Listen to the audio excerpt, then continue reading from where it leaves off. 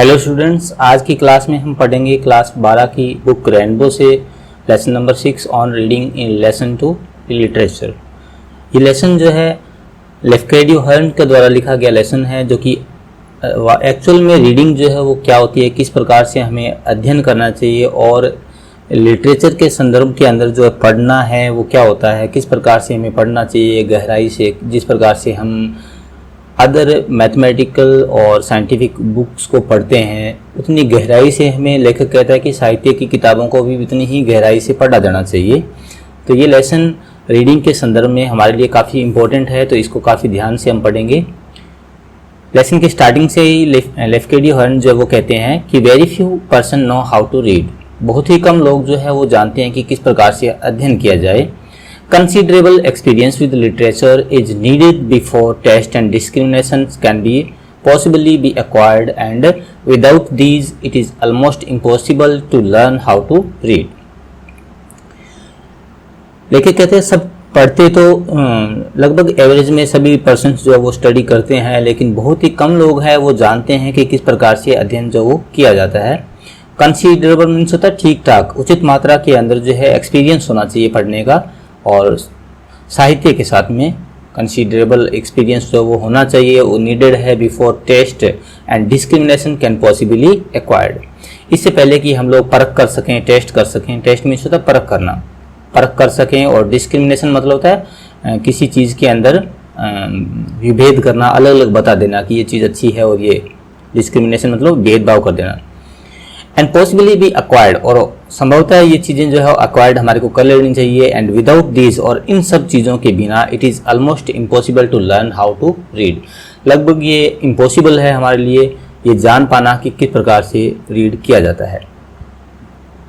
लगभग ये पढ़ना जो वो असंभव है। ऐसे almost impossible since there are some rare man who through a kind of inherited literary instincts are able to read very well even before reaching the age of 25 years। लेखक कहता है कि मैंने कहा, ऐसा कहा कि लगभग इम्पॉसिबल है इन चीज़ों के अभाव में पढ़ना, क्योंकि मैंने लगभग शब्द का ऑलमोस्ट इम्पॉसिबल मैंने इसे कहा। लगभग ऑलमोस्ट मीन्स होता है लगभग impossible. Since there are some rare man, क्योंकि वहाँ पर कुछ ऐसे दुर्लभ, रेयर मीन्स होता है दुर्लभ व्यक्ति भी ऐसे होते हैं जिनके अंदर क्या है, इनहेरिटेड लिटरेरी इंस्टिंक्ट्स होती है। इनहेरिटेड मीन्स होता है जन्मजात, लिटरेरी इंस्टिंक्ट्स होता है अपवाद या अंतर्निहित योग्यताएं होती है उसके अंदर, कि वो एबल हो जाते हैं रीड करने में very well even before reaching the age of 25 years. यहाँ तक कि 25 वर्ष की आयु तक पहुँचने से पहले पहले ही वो पढ़ने लिखने लग जाते हैं, बिना लिटरेरी एक्सपीरियंस के ये उन चीज़ों को पढ़ लेते हैं वो। But these are great exceptions, लेकिन मैं लेखक कहता है कि मेरी नज़र में ये लोग जो है वो क्या है, एक प्रकार के एक्सेप्शन मीन्स होता है अपवाद। ये लोग एक अपवाद की श्रेणी में रखे जा सकते हैं। And I am speaking of the average, लेकिन मैं तो उन लोगों की बात कर रहा हूँ जो कि क्या है, औसत लोग है, एवरेज पर्सन जो है उनकी बात कर रहा हूँ। कुछ लोग जन्मजात ईश्वर के द्वारा ऐसी योग्यताओं के साथ में पैदा होते हैं कि वो अच्छी तरीके से पढ़ना लिखना जान जाते हैं। इन सभी योग्यताओं के बावजूद लिटरेचर के साथ में कुछ खास अनुभव नहीं होते हुए भी, लेकिन मैं लेखक कहता है कि मैं उन एवरेज लोगों की बात कर रहा हूँ। For read the characters of the letters of the text does not mean reading in the true sense, क्योंकि केवल पढ़ लेना कैरेक्टर्स को, जो लेटर्स वगैरह दिए होते हैं उनको पढ़ लेना, अक्षरों को पढ़ लेना, टेक्स्ट को पढ़ लेना, ये वास्तविक मायने में जो है वो रीडिंग नहीं है। ट्रू सेंस मतलब सच्चे अर्थों के अंदर। You will often find your self reading words और कैरेक्टर्स ऑटोमेटिकली, और लेखक कहता है कि आपने अपने आप को देखा होगा कि कई बार हम लोग किसी और ही ध्यान के अंदर मग्न होते हैं, तो अपने आप ही हमारी नज़र किसी चीज़ के ऊपर पड़ती है जहाँ पर कुछ कैरेक्टर्स लिखे होते हैं, और ऑटोमेटिकली हमारी नज़रें उनको पढ़ने लगती है। Even pronouncing them quite correctly while your minds are occupied with a totally different subject। और हमारी जैसी नज़र उनके ऊपर पड़ती है तो हमारा माइंड जो उसको करेक्ट तरीके से स्टडी करता है, उसको हम लोग प्रोनाउंस भी कर सकते हैं। उच्चारण, प्रोनाउंस मीन्स होता है उच्चारण करना correctly. while your minds are occupied, occupied means होता है बिजी, व्यस्त है, आपका दिमाग किसी और ही चीज़ के अंदर बिजी होता है। और जैसे हमें नज़र दीवार पे या कहीं पर पोस्टर पे लिखा हुआ मिलता है तो हमारी आंख उसको देखते ही पढ़ लेती है और हमारा दिमाग जो है वो अलग ही चीज़ में सब्जेक्ट के अंदर बिजी होता है। This mechanism of reading becomes altogether automatic and early period of life and can be performed irrespective of attention। और ये चीज़ें जो है ये एक मैकेनिज्म के रूप में आ जाती है, मैकेनिज्म के रूप में। मैकेनिज्म मतलब यंत्रों की मशीन की तरह, यानी कि काम करना बिना इच्छा के। तो ये मैकेनिज्म आ जाता है एक प्रकार से, लेखक कहता है, और ये हमारे साथ में ऑटोमेटिक ही रहता है अर्ली पीरियड ऑफ लाइफ, जीवन के प्रारंभिक हिस्से के अंदर हम लोग इसी प्रकार से पढ़ते हैं। And can be performed irrespective of attention, और इन सब चीज़ों को हम लोग बिना किसी अटेंशन के, अटेंशन मतलब होता है ध्यान, और इरेस्पेक्टिव मीन्स होता है बिना के, बिना किसी चीज़ के अभाव में, बिना ध्यान दिए, बिना अभाव के, ध्यान के अभाव के हम लोग इन चीज़ों को पढ़ पाते हैं। Neither can I call it reading. अब लेखक कहता है कि नीदर, न तो इन चीज़ों को मैं न तो रीडिंग कहूँगा, और to extract the narrative, extract means होता है अलग कर लेना, narrative portion of the text from the reading simply for one's personal amusement, और in other words to read a book for the story, yet most of reading that is done in the world is done in exactly this way। लेखक कहता है कि इस प्रकार से जो mechanism आ चुका है, हम लोग नज़र पड़ती है और हम उसको, दिमाग जो है वो ऑटोमेटिकली उसको पढ़ने लग जाता है, तो हम एक्चुअल में बुक्स को भी उसी तरीके से पढ़ रहे हैं। अपना नैरेटिव मीन्स होता है वर्णनात्मक हिस्सा जो है जिसमें कुछ लिखा हुआ है, पोर्शन मीन्स होता है हिस्सा,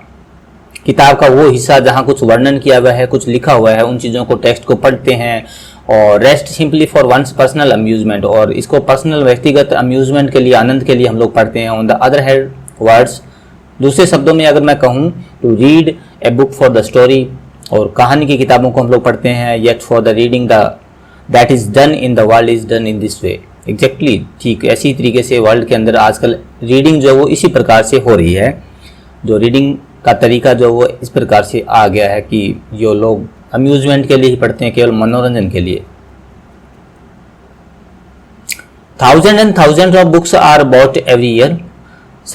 हजारों की संख्या के अंदर किताबें जो वो हर साल खरीदी जाती है। दैट एवरी मंथ, और मैं कहूँगा कि हर साल, हर मंथ, और इवन आई मीन से एवरी डे,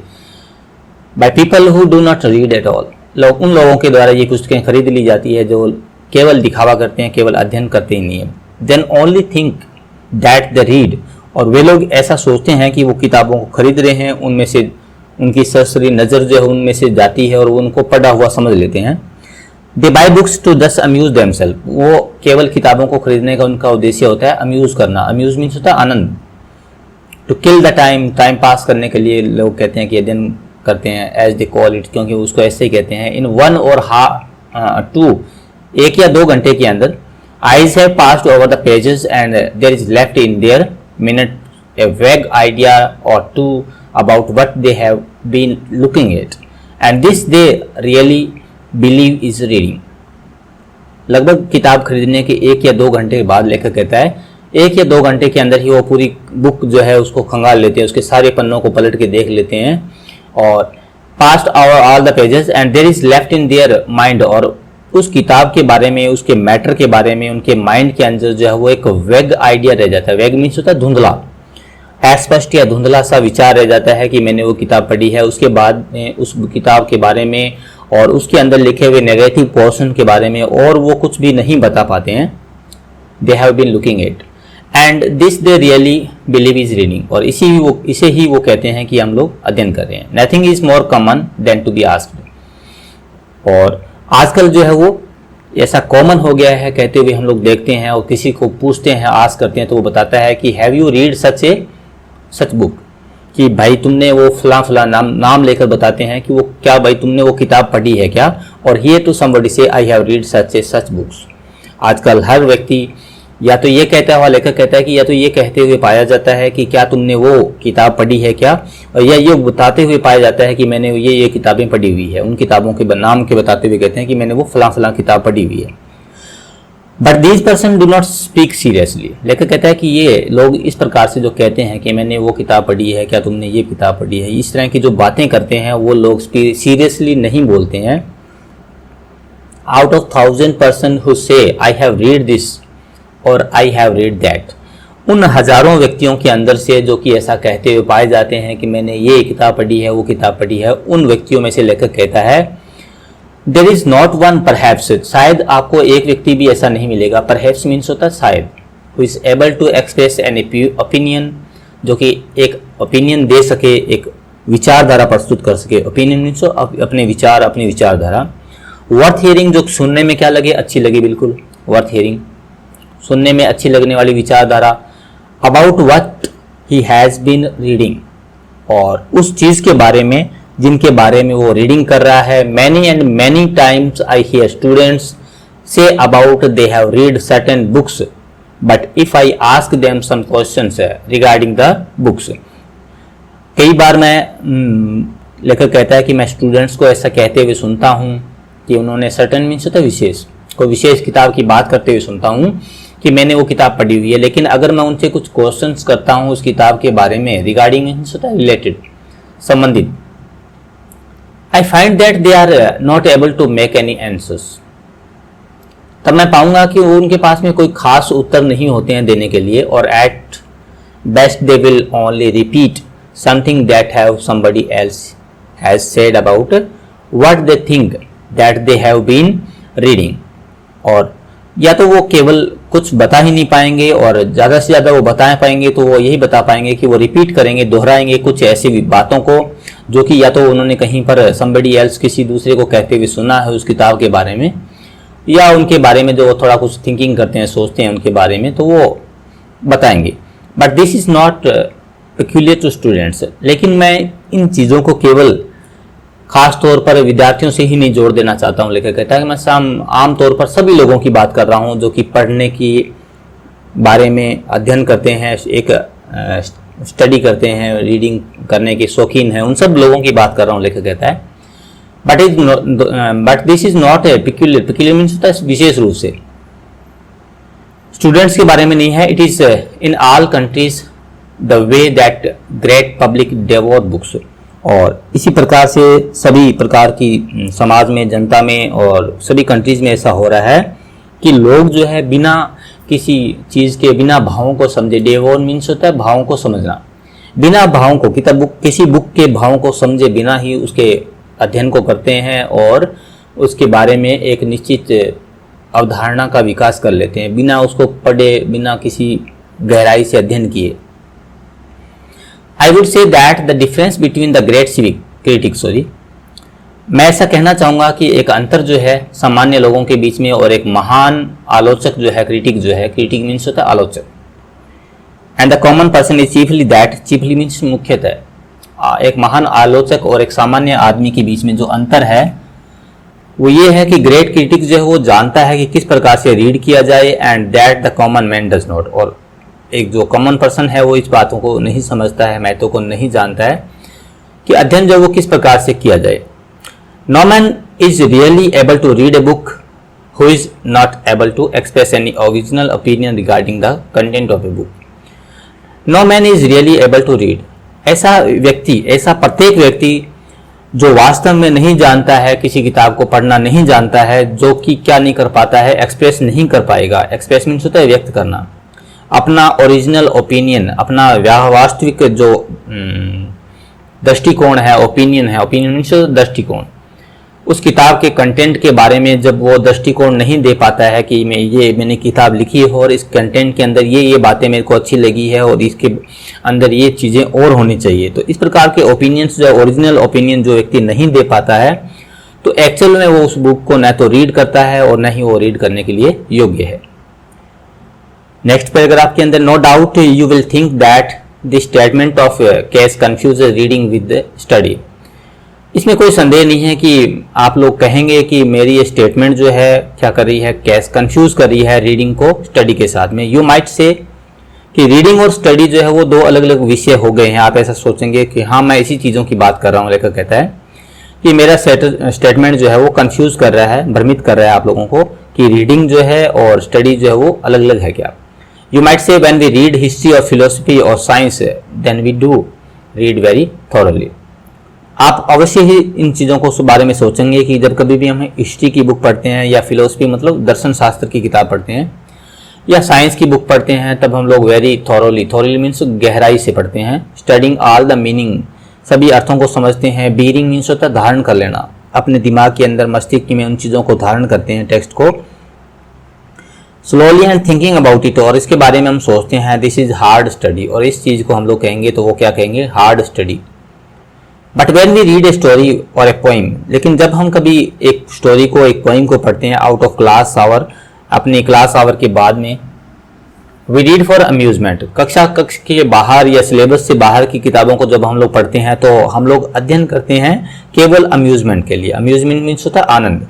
केवल आनंद के लिए हम पढ़ते हैं। Amusement and study are two different things, और ये अम्यूजमेंट जो है, मनोरंजन जो है, और स्टडी जो है, अध्ययन जो है, ये दोनों अलग अलग चीजें होती है। I am not sure that you all think this, मैं इस बारे में आश्वस्त नहीं हूं कि आप भी मेरी तरह ऐसा ही सोचते होंगे। But young man generally do think so, लेकिन युवा व्यक्ति जो है, युवा आजकल के जो जनरेशन है वो इस प्रकार से ही सोचती है। As a matter of fact, तथ्यात्मक रूप से अगर मैं बात करूं, every book worth reading ought to be read in precisely to same way that a scientific book is read. प्रत्येक अच्छी बुक को ठीक ठीक उसी तरीके से पढ़ा जाना चाहिए। प्रेसाइसली मीनिंग आया यहाँ पर ठीक ठीक तरीके से, ठीक उसी तरीके से एक अच्छी किताब को पढ़ा जाना चाहिए जिस तरीके से एक साइंटिफिक बुक को पढ़ा जाता है, रीड किया जाता है। नॉट सिंपली फॉर अम्यूजमेंट, न केवल साधारण रूप से अम्यूजमेंट के लिए, आनंद के लिए। एंड वे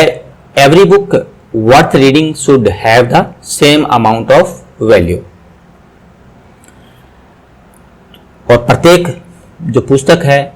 उसके अंदर जो टेक्स्ट दिया गया है, उसके अंदर जो अध्ययन है उसको उसी सेम अमाउंट की वैल्यू के साथ में पढ़ा जाना चाहिए जिस प्रकार से एक साइंटिफिक बुक, विज्ञान की बुक को पढ़ा जाता है। तो लेखक कहता है कि प्रत्येक साहित्य की बुक जो है वो उसी प्रकार से पढ़ी जानी चाहिए जिस प्रकार से हम अन्य दर्शन शास्त्र, फिलोसफी, हिस्ट्री और साइंस की बुक को पढ़ते हैं, उस प्रकार से पढ़ा जाना चाहिए। दो the value may be of totally different kind, चाहे इसके अंदर अध्ययन की जो वैल्यू है वो अलग हो सकती है, different kind of. After all a good book of है फिक्शन, और यहाँ तक कि मैं कहूँगा, लेखक कहता है कि जो फिक्शन की बुक्स है, फिक्शन मतलब कल्पना के ऊपर जो आधारित कहानियां लिखी जाती है, फिक्शन मीन्स होता है स्टोरी, कि जो स्टोरी बुक्स है या रोमांस की जो किताबें हैं उनको भी और पोइट्री को भी उसी प्रकार से पढ़ा जाना चाहिए जिस प्रकार से साइंटिफिक वर्क को यानी साइंस की किताबों को पढ़ा जाता है। It has been composed according to, क्योंकि इनकी रचना भी उसी नियमों के आधार पे की जाती है, कंपोज किया जाता है इनको, according to the best principle of more than one science, क्योंकि इनके अंदर एक से अधिक विज्ञान है, but specially according to the principle of greater science of life, क्योंकि इनके अंदर जीवन का विज्ञान है। The knowledge of human nature, मानव के ह्यूमन नेचर जो है उसके नॉलेज है, इसके अंदर ज्ञान है। तो ये कला जो है और साहित्य जो है उसकी किताबें जो है उसको भी विज्ञान की पुस्तकों के समान ही महत्व देते हुए हमें अध्ययन करना चाहिए।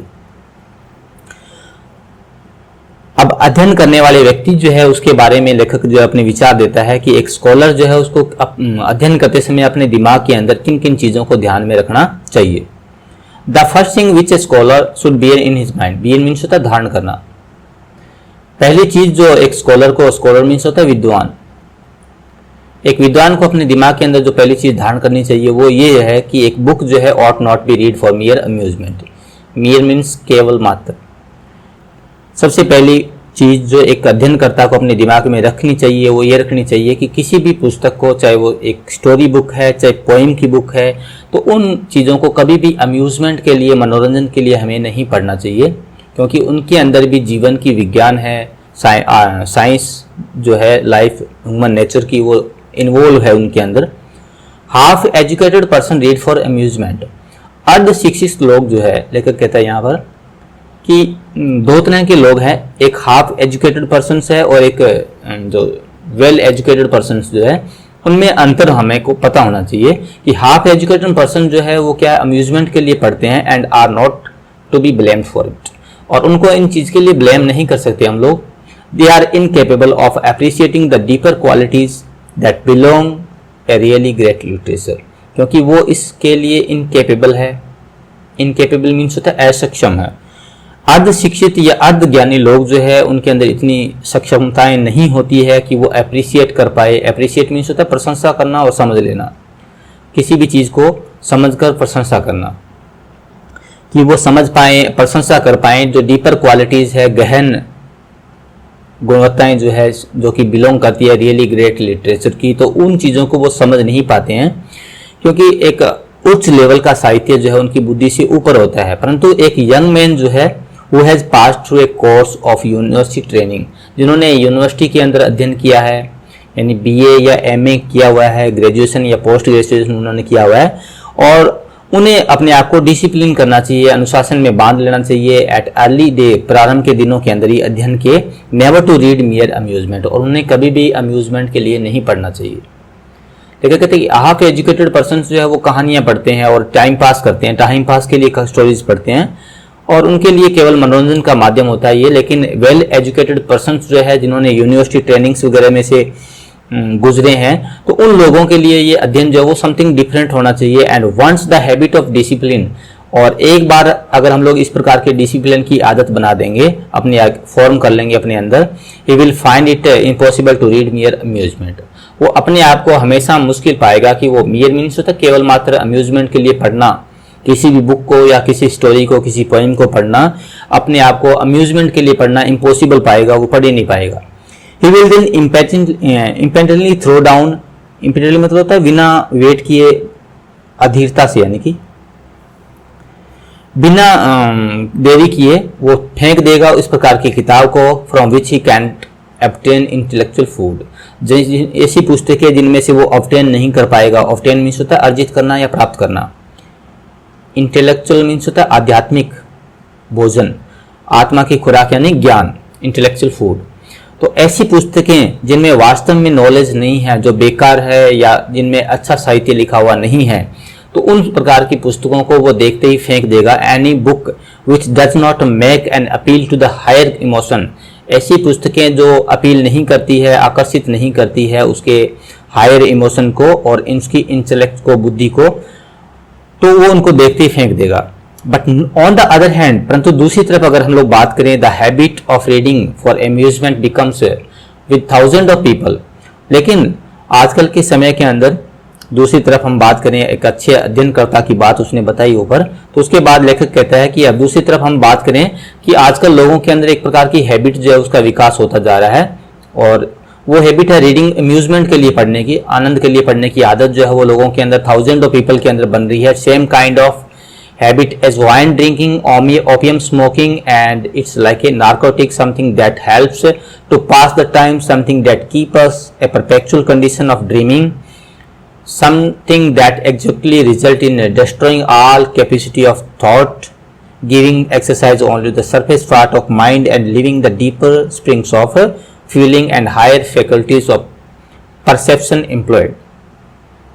तो यहाँ लेखक बात करता है कि आजकल लोगों के अंदर, दूसरी तरफ अगर बात करें तो लोगों के अंदर एक ऐसी आदत आ रही है अम्यूजमेंट के लिए पढ़ने की। थाउजेंड ऑफ पीपल की, हजारों की संख्या में लोग ठीक इसे ही पढ़ते हैं। सेम काइंड ऑफ हैबिट, उसी प्रकार की आदत लोगों में आती जा रही है जिस प्रकार से वाइन ड्रिंकिंग है, शराब पीने की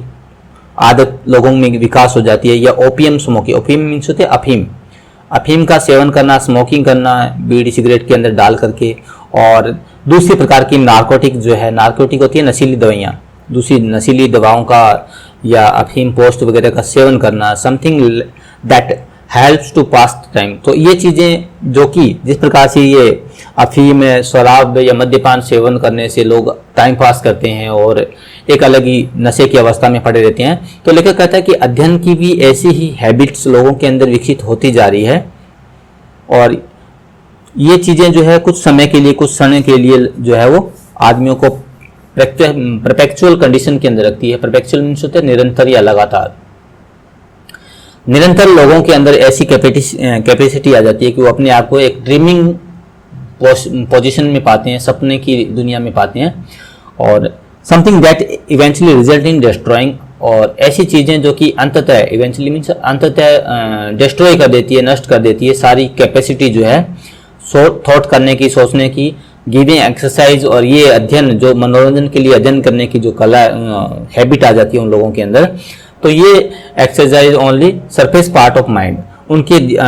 माइंड के ऊपरी हिस्से को, सरफेस पार्ट जो है उसको एक्सरसाइज करती है, और गहरी जो डीपर स्प्रिंग्स है उनको फीलिंग को हायर फैकल्टी और परसेप्शंस एम्प्लॉयड। तो ये जो चीजें जो है केवल सरफेस पार्ट जो है माइंड का उसको ही एंटरटेन करती है, और जो स्प्रिंग्स है, स्प्रिंग मीन्स होता है स्रोत,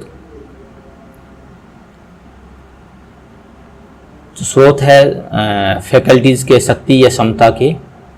और परसेप्शन मीन्स होता है ज्ञान, बोध, ज्ञान और बोध, और एम्प्लॉयड मीन्स होता है बेकार या बेरोजगार, उसको भी एम्प्लॉयड बोलते हैं, निकम्मा या बिना काम का। तो ये चीज़ें जो है गहरी जो हमारी सोर्स है ज्ञान के उनको टच नहीं कर पाती है, और जो हमारे हायर फैकल्टीज होती है, जो हमारी ऊंची क्षमताएं हैं अध्ययन करने की, उन चीज़ों को टच नहीं कर पाती है, और हमारे ज्ञान और बोध को बिल्कुल बेकार पड़े रहने देती है। The test of a great book is whether we want. अब इसके बाद में अध्ययन किस प्रकार से किया जाए, और गलत अध्ययन करने की जो प्रवृत्ति का विकास आदमी में हो जाता है, तो वो नार्कोटिक से, नशीले पदार्थों से लेखक जो उसकी तुलना करता है। इसके बाद एक अच्छी और सामान्य पुस्तक के बीच में डिफरेंस जो है वो लेखक करता है। The test of a great book is whether we want to read it, कि एक परीक्षा जो है अच्छी किताब की, कौन सी पुस्तक अच्छी है और कौन सी पुस्तक अच्छी नहीं है, इसके टेस्ट के अंदर हम लोग, या वेदर मीन्स या तो हम लोग किसी किताब को पढ़ना चाहते हैं ओनली वंस, एक बार, और मोर देन वंस। ये परीक्षण है, एक किताब जिसको हम लोग पढ़ते हैं और बार बार हमारा मन करता है कि हम लोग उस पुस्तक को दोबारा पढ़ें, दोबारा अध्ययन करें, तो ये पुस्तक वास्तव में क्या है, अच्छी होती है। Any really great book we want to read the second time even more than we wanted to read it the first time, and every additional time that we read it we find new meanings and new beauty in it। हर पुस्तक जिसको हम लोग बार बार second time, third time पढ़ने की कोशिश करना चाहते हैं, तो वास्तव में वो बुक जो है वो हमें बार बार आकर्षित कर रही है, और वास्तव में वो एक गुड बुक है। एडिशनल टाइम के अंदर बार बार अतिरिक्त समय देते हैं हम लोग। A book that a person of education, एक अच्छी पढ़े लिखे व्यक्ति जो किसी किताब को, गुड टेस्ट को, does not care to read more than once. एक अच्छा पढ़ा लिखा आदमी, किसी अच्छे बुद्धि वाला आदमी अगर किसी किताब को एक बार से अधिक पढ़ना नहीं चाहता, तो प्रोबेबली मीन्स होता शायद नॉट वर्थ मच, उसकी अधिक कीमत नहीं है, यानी वो वास्तव में अच्छी पुस्तक नहीं है। But we can't consider the judgement of a single individual infallible. लेकिन हम लोग एक अकेले व्यक्ति के डिसीजन को हम लोग इस प्रकार से नहीं मान सकते हैं कि वास्तव में उसी का डिसीजन जो वो इनफेलिबल है। इनफेलिबल तो है नेवर फेल, सॉरी, कि वो कभी फेल होने वाला नहीं है। एक अकेले व्यक्ति का डिसीजन जो वो गलत हो सकता है, इनफेलिबल नहीं होता है वो। The opinion that make a book great, एक ऐसा विचार जो कि किसी किताब को वास्तव में ग्रेट बनाता है, वो क्या है, ओपिनियंस ऑफ मेनी। बहुत सारे लोगों का विचार मिलकर के एक किताब को वास्तव में ग्रेट बनाता है। एक व्यक्ति ने कह दिया जो अच्छा ज्ञाता है, पुस्तकों का अच्छा ज्ञान रखता है, लेकिन वो उसको किसी एक किताब को पसंद नहीं करता वो, तो लेखक कहता है कि इसका मतलब ये नहीं है कि वास्तव में वो किताब बुरी है। एक किताब को अगर बहुत सारे लोग अच्छे अध्ययन के अंदर फील्ड में काम करने वाले जो लोग हैं उसको नकार देते हैं, तो बहुत सारे लोगों के द्वारा, जो बहुत सारे ग्रेटेस्ट क्रिटिक्स है वो इसको नकार देते हैं, तो वास्तव में वो किताब जो है वो एवरेज बुक होती है। फॉर इवन ग्रेटेस्ट क्रिटिक्स, यहाँ लेखक कहता है कि बात एग्जाम्पल देता है कि एक आदमी जो है वो हो सकता है कि किसी चीज को ईर्ष्या करता हो। ग्रेटेस्ट क्रिटिक्स जो है उनके बारे में जो है एप्ट मीन्स होता है लायक होना, सक्षम होना, सर्टेन डलनेस, कि उनके बारे में कुछ महान क्रिटिक जो है, आलोचक है, उनके अंदर भी किसी प्रकार की डलनेस हो सकती है। डलनेस मीन्स होता है संकीर्ण मानसिकता या निरसता। संकीर्ण मानसिकता हो सकती है, जैसे कार्लाइल और इनका एग्जाम्पल देता है कि कार्लाइल जो है वो कभी भी ब्राउनिंग जो है, ये दोनों ग्रेट पोइटिक पोइट्स है इंग्लिश के, वो एंड्योर नहीं करते। एंड्योर मीन्स होता है सहन करना या प्रशंसा करना। तो कार्लाइल जो है ब्राउनिंग को कभी पसंद नहीं करते थे, और बैरन जो है यहाँ पर दूसरे जो इंग्लिश राइटर है उनका नाम लिया है, वो एंड्योर नहीं करते थे किसको, सम ऑफ ग्रेट इंग्लिश पोइट, अपने समकालीन दूसरे महान कुछ कवियों से वो ईर्ष्या करते थे। इसका मतलब वो नहीं था कि वो वास्तव में वो जिनसे ईर्ष्या करते थे वो एक्चुअल में अच्छे कवि नहीं थे। A man must be many sided, एक आदमी को बहुमुखी होना चाहिए। अटर ट्रस्टवर्थी मीन्स होता है विश्वसनीय, विश्वास करने लायक है। एस्टिमेट ऑफ मेनी बुक्स, अनुमान लगा लेना कि बहुत सारे पुस्तकों के बारे में वो अनुमान लगा पाए और एक अच्छा दृष्टिकोण बना पाए। तो इस प्रकार से एक बहुत सारे लोगों का दृष्टिकोण मिलकर के किसी एक पुस्तक को अच्छा बनाता है। We may doubt the judgement of single critic, हम एक क्रिटिक, एक आलोचक जो है उसके डिसीजन के ऊपर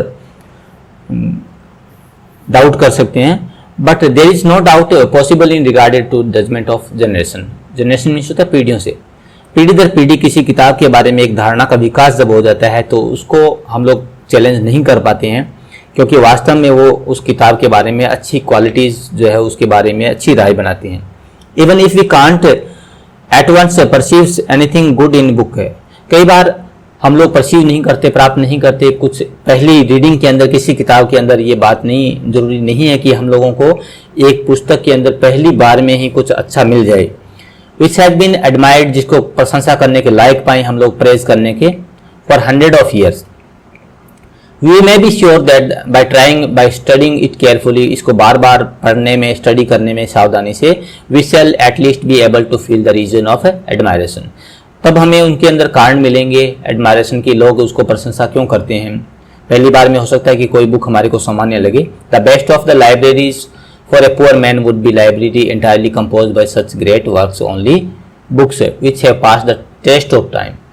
तो एक पुअर मैन, एक गरीब आदमी के लिए जो अच्छी लाइब्रेरी जो लेखक कहता है वो कौन सी हो सकती है, ऐसी किताबों की लाइब्रेरी जो कि वक्त की परीक्षण में से गुजरी हुई है, जिन्हें समय ने परखा है, समय के साथ साथ में चलती आई है और लोगों ने उनको अच्छा सराहा है, पुरस्कार दिया है। यानी कि this then would be the most important guide for us to choice of reading, ये हमारे लिए अच्छा अध्ययन के लिए अच्छी चॉइस होगी कि हम लोग एक अच्छी किताबों के बारे में अच्छी राय बना पाएं। We should read only the books we want to read more than once. तो इस प्रकार से हम लोग जान सकते हैं कि एक किताब जिसको हम लोग एक से अधिक समय पर पढ़ना पसंद करते हैं, वास्तव में वो किताबें अच्छी होती है और हमें उन किताबों के बारे में बार बार अध्ययन करना चाहिए। Not should we buy any other books, न केवल हमें दूसरी किताबों को कभी नहीं खरीदना चाहिए जिनको हम लोग स्पेशल रीजन, जब तक हमारे पास में कोई ऐसा विशेष कारण नहीं हो इन्वेस्ट करने का, लगाने का, यानी मनी, पैसे लगाने का, जब तक हमारे पास में कोई कारण नहीं हो। The second factor demanding attention is general character of the value that lies hidden with in such great books. और दूसरी चीज जो दूसरा फैक्ट है, जो दूसरा तथ्य है, वो डिमांड करता है अटेंशन का, कि जनरल कैरेक्टर जो है, सामान्य जो गुण है, किसी वैल्यू है उसके अंदर, बुक के अंदर, जो कि हिडन, छुपी हुई रहती है इस प्रकार की सच्ची किताबों के अंदर। तो वास्तव में जो किताबें अच्छी होती है, लेखक कहता है they have never become old, वे न तो कभी पुरानी होती है। देयर यूथ इज इमॉर्टल, क्योंकि उनका युवा काल जो है हमेशा क्या होता है, इमॉर्टल मीन्स होता है अमर, उनका यूथ जो है हमेशा अमर होता है। A great book is not apt to be comprehended by a young person at the first reading. और एक अच्छी पुस्तक जो वास्तव में अच्छी है और